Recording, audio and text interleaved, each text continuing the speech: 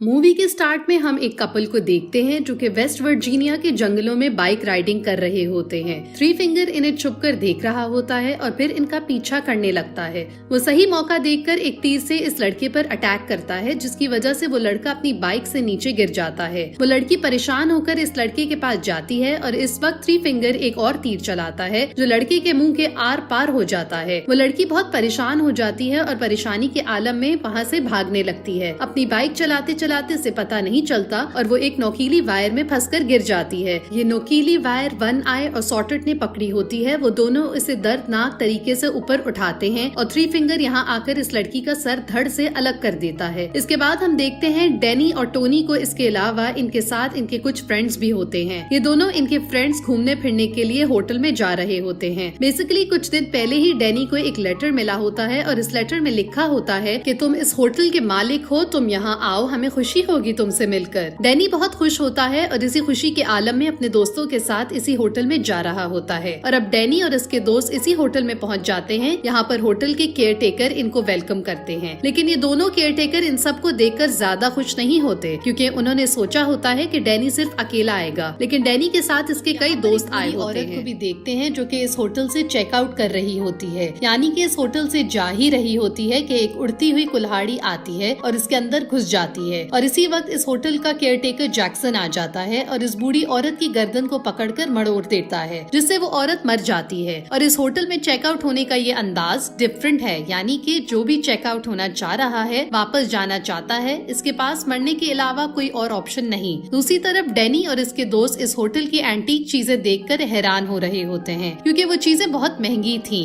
और वो खुश भी थे कि ये सब चीजें डैनी की होने वाली हैं। रात का वक्त आ जाता है और इस होटल का केयरटेकर जैक्सन जंगल की तरफ जा रहा होता है। यहाँ पर वो इन तीनों भाइयों से मिलता है और उनको समझाता है कि ये तुम्हें इस बूढ़ी औरत को ऐसे नहीं मारना चाहिए था। यहाँ पर हमें ये भी पता चलता है कि ये तीनों भाई और जैक्सन आपस में सिबलिंग्स हैं, यानी कि ये सारे भाई हैं। और इसके अलावा वो जो दूसरी केयरटेकर थी वो भी इनकी बहन होती है। अगली सुबह डैनी की क्लोज फ्रेंड होटल में जा रही होती है तो इसकी नजर जैक्सन पर पड़ती है, जो कि एक जगह पर खून साफ कर रहा होता है। बेसिकली ये वही जगह थी जहाँ पर इस बूढ़ी औरत को मारा गया था, लेकिन वो जल्दी में बगैर कुछ समझे वहाँ से चली जाती है। दोस्तों में से कुछ दोस्त शॉपिंग के सिलसिले में मार्केट आए होते हैं। इनकी नजर एक जगह पर पड़ती है जहाँ पर वहाँ के मिसिंग लोगों के बहुत से पोस्टर्स लगे होते हैं, यानी कि वो सब तस्वीरें लगी होती हैं इन लोगों की जो यहाँ से मिस हुए होते हैं। और इसी दौरान शेरिफ भी यहाँ पर आते हैं और एक और तस्वीर लगा देते हैं। ये तस्वीर इसी बूढ़ी औरत की है जो रात को मिस हुई थी। होटल के अंदर डैनी जैक्सन को डिफरेंट हथियार दिखा रहा था। डैनी इन सब हथियारों को बहुत पसंद करता है और वहाँ से एक क्रॉस बोल्ट उठा लेता है। जैक्सन डैनी को कहता है कि चलो हम शिकार करने चलते हैं और बिल आखिर वो शिकार करने जंगल में चले जाते हैं। वहाँ इन्हें एक हिरन नजर आती है और जैक्सन डैनी को शिकार करना सिखाता है। असल में वो इसे इंसानों को मारने की टेक्निक सिखा रहा था, क्योंकि इसके जहन में बहुत से प्लान्स थे और जैसे जैसे वो इसे सिखा रहा था कि कैसे हिरन को मारना है, वैसे ही दूसरी तरफ थ्री फिंगर भी शेरिफ का शिकार कर रहा था। डैनी इस तरफ हिरन को मार देता है और दूसरी तरफ थ्री फिंगर शेरिफ को बुरे तरीके से मार देता है। दूसरी तरफ हम डैनी के दोस्तों को देखते हैं, क्योंकि डैनी इनको बताकर शिकार करने के लिए नहीं गया तो वो सब बहुत परेशान होते हैं। खासतौर पर डैनी की क्लोज फ्रेंड टोनी बहुत परेशान होती है। वो अपने एक दोस्त को इसे ढूंढने के लिए जंगल की तरफ भेजती है। जब वो इस जंगल में जाता है तो वहाँ पर वो मरे हुए हिरन को देखता है और सॉर्टेड इस हिरन को बुरे तरीके से खा रहा होता है। ये दोस्त जब सॉर्टेड को देखता है तो बहुत बुरे तरीके से डर जाता है और डर के मारे भाग जाता है। भागते भागते इसकी टक्कर डैनी से हो जाती है, क्योंकि वो बहुत तेज भाग रहा होता है। तो वो दोनों खुद को नहीं संभाल पाते और दोनों नीचे ढलवान में जाकर गिर जाते हैं। गिरते साथ ही डैनी नोकीली तार में फंस जाता है, जिससे वो काफी जख्मी भी हो जाता है। इसके साथ इसका दोस्त मदद के लिए बुलाता है और वहाँ पर जैक्सन भी आ जाता है। जैक्सन डैनी की हेल्प करता है और उसे वहाँ से निकालकर अपने रिजॉर्ट यानी अपने होटल में ले आते हैं। इस होटल की सेकंड केयरटेकर जो कि लड़की है, वो डैनी का खून साफ करती है, इसका ख्याल करती है, इसे मेडिसिन लगाती है। और इसी दौरान डैनी की फ्रेंड टोनी भी इसी रूम में आ जाती है और वो केयरटेकर सैली वहाँ से चली जाती है। अगली सुबह डैनी वॉशरूम में होता है और वो अपनी सारी दवाइयाँ फ्लश कर देता है। बेसिकली डैनी हाइपरटेंशन का मरीज था, यानी कि इसे बिला वजह टेंशन हुआ करती थी और वो इसी मकसद के लिए दवाइयाँ लिया करता था। लेकिन पिछले दिन ही इसने हिरन का शिकार किया था और आज इसने अपनी सारी दवाइयाँ फेंक दी, यानी कि इसको किसी की जान लेने में बहुत मजा आया। ये एक्सपीरियंस इसने आज से पहले कभी फेस नहीं किया और अब शायद इसे दवाइयों की जरूरत जरूरत नहीं थी। खाने के वक्त डैनी अपने दोस्तों को बताता है कि अब इसे ये रिजॉर्ट, ये होटल पसंद आने लगा है। मैं अब यहीं रहूंगा और इस होटल को मैं चलाऊंगा और इसकी केयर टेक करूंगा। लेकिन बाकी सब यहाँ नहीं रहना चाहते थे और वो वापस जाना चाहते हैं। डैनी के दोस्तों में 2 दोस्त ऐसे थे जो बहुत लालची थे। अब इन्हें पता था कि इस होटल में बहुत से एंटीक्स, बहुत सी महंगी चीजें हैं, जो वो इन चीजों को चुराने लग जाते हैं। इसी तरह और चीजों की तलाश में वो इधर उधर फिरते रहते हैं और बिल आखिर वो एक सीक्रेट जगह पर पहुंच जाते हैं जो एक बेसमेंट की तरफ खुलता है। मुख्तलिफ कीमती चीजों की तलाश में वो बेसमेंट में चले जाते हैं जहाँ एक बहुत बड़ा एंशिएंट स्पा बना होता है। ये दोनों